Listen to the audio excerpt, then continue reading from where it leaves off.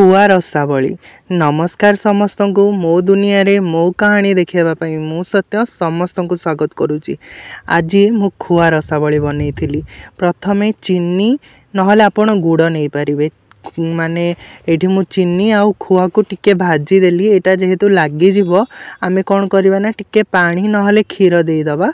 मु एथे फास्ट पानी देइची ताको टिके भाजी देकी तापरे मैदा अल्प किछि पकेकी ताको भल भाबरे जंती नेली। तापरे आउ गोटे पात्र रे आपण क्षीर आउ टिके गुजराती आउ टिके लूण सोडा देकी ताको भल भाबरे जंती देबे आउ टिके समय शीतल हवा जाय रखी देबे।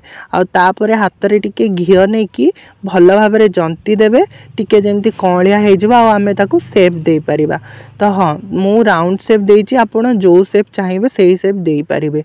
तो एठी मु ताको एबे छाणीबी आ छाणीला बेले सदा बेले मने रखंतु ए पिठाटा हमकु माने मीडियम आंच रे जेते कम आंच रे छाणीबे सेते भल हबो भितरु सिजिवो आ ऊपर भी सिजिवो।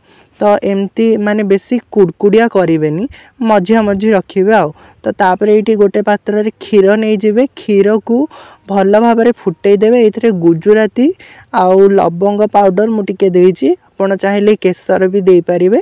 ता केसर जेहेतु नथिला मु केवल एतिकी देकी हमर जो छाणी थिबा मैदा खुआ को एथरे पक्के देले आउ टिके समय सिझेबा। आउ वीडियो जदि आपन को भल लागुची मो चैनल को सब्सक्राइब करंतु। आउ फुटेला परे माने स्वाद तो बढ़िया लागिवो। आउ एठी देखंतु बनी के रेडी हे गला हमर खुआ रसावली।